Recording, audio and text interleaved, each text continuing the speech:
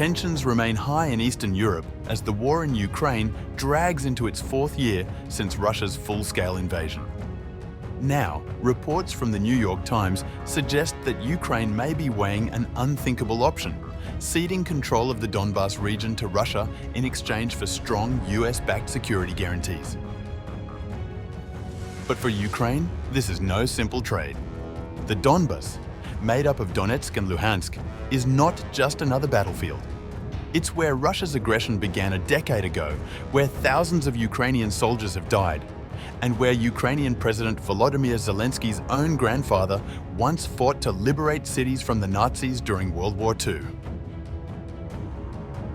There were many such families who fought to free the Donbas.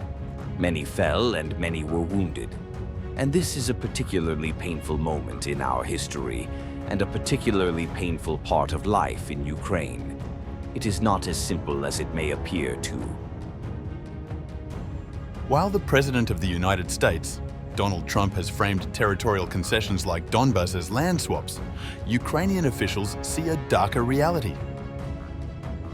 According to the New York Times, former Ukrainian Foreign Minister Vadym Prystaiko called the idea of ceding territory a poison pill, and that Ukraine will have to swallow it if it hopes to secure meaningful Western security guarantees. It is a poison pill. Ukraine will have to swallow it, and then we'll see how Ukraine will digest it.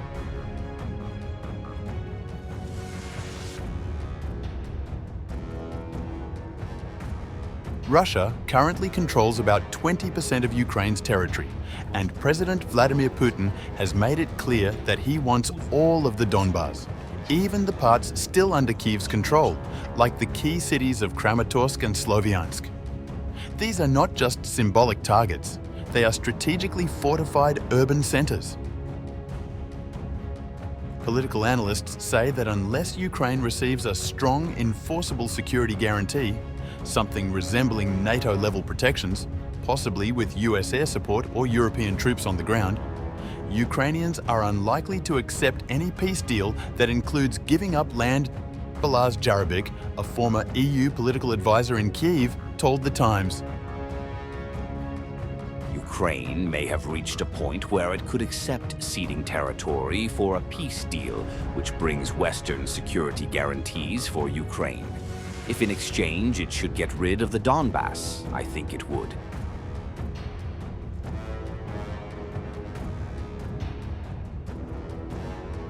In 2019, Zelensky ran for president promising peace.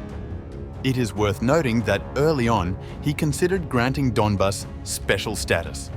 But after failed negotiations with Putin and the horrors of Russia's invasion in 2022, his stance hardened. According to Jarabik, Ukrainian forces made bloody stands for cities like Bakhmut, often trading territory for Russian lives. Still, the tide has shifted. Last fall, for the first time, Zelensky hinted at possibly ceding occupied territories, not as surrender, but in exchange for ironclad Western guarantees, especially since full NATO membership remains out of reach.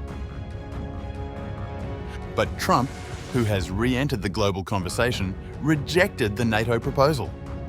Instead, his administration is now reportedly working on a separate security arrangement for Ukraine, with Secretary of State Marco Rubio leading the charge.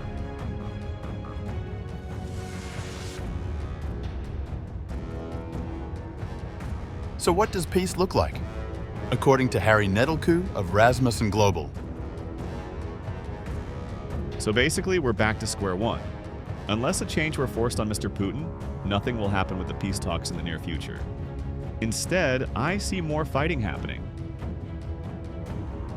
And for now, every path to peace in Ukraine still leads back to the Donbas, a region soaked in history, blood, and geopolitics. Whether Ukraine will have to swallow the poison pill of territorial concession remains to be seen. What is certain is that any decision to give up Donbas, even for peace, will test the soul of a nation still fighting for its sovereignty. Russian President Vladimir Putin has laid out new demands for a possible peace deal with Ukraine, according to a detailed Reuters report citing 3 sources close to the Kremlin. At the center of this proposal, the future of Ukraine's eastern Donbas region, NATO membership, and the presence of Western troops. Putin's demands, revealed after his closed-door summit with Donald Trump in Alaska, mark the most concrete outline yet of what Moscow would consider an acceptable compromise to end the war. The meeting in Anchorage was the first Russia-US summit in more than 4 years, lasting nearly 3 hours and almost entirely focused on Ukraine.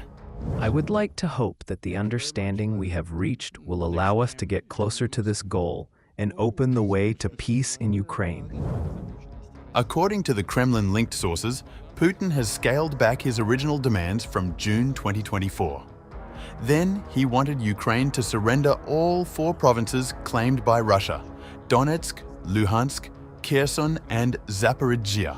But in the new framework, Moscow is focusing on full control of the Donbas, which includes Donetsk and Luhansk, while halting advances in southern Ukraine. Russia already controls around 88% of the Donbas, along with 73% of Kherson and Zaporizhzhia, according to US intelligence and open source estimates. In return for Ukraine giving up its remaining Donbas territories, Moscow would reportedly freeze the front lines in the south.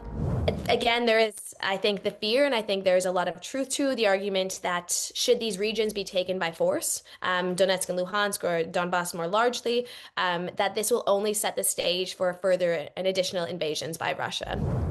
The sources added that Russia is also prepared to hand back smaller occupied areas in Kyiv, Sumy, and Dnipropetrovsk, signaling some willingness to compromise. But the deal comes with conditions far beyond land.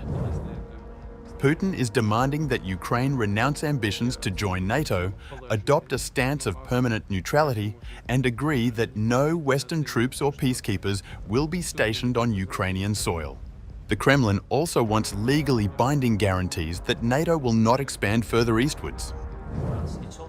Kyiv's response has been firm. President Volodymyr Zelensky has repeatedly rejected any proposal requiring Ukraine to withdraw from internationally recognized territory. If we're talking about simply withdrawing from the east, we cannot do that. It is a matter of our country's survival, involving the strongest defensive lines. Ukraine's constitution enshrines NATO membership as a strategic goal, and Zelensky insists that Moscow has no right to decide on the alliance's future expansion. Still, some observers see the Alaska summit as the closest the war has come to a genuine opening for peace talks in more than 3 years. One of the Kremlin-linked sources told Reuters, Putin is ready for peace, for compromise. That is the message that was conveyed to Trump. US President Donald Trump, who has called the war in Ukraine a bloodbath, is presenting himself as a potential peacemaker. I know the president, I know myself, and I believe Vladimir Putin wants to see it ended. Trump has already announced plans to arrange a direct meeting between Putin and Zelensky, followed by a trilateral summit involving himself. But the path forward remains uncertain. Analysts warn that Russia's demand for Ukraine to withdraw from the Donbas remains politically impossible for Kyiv.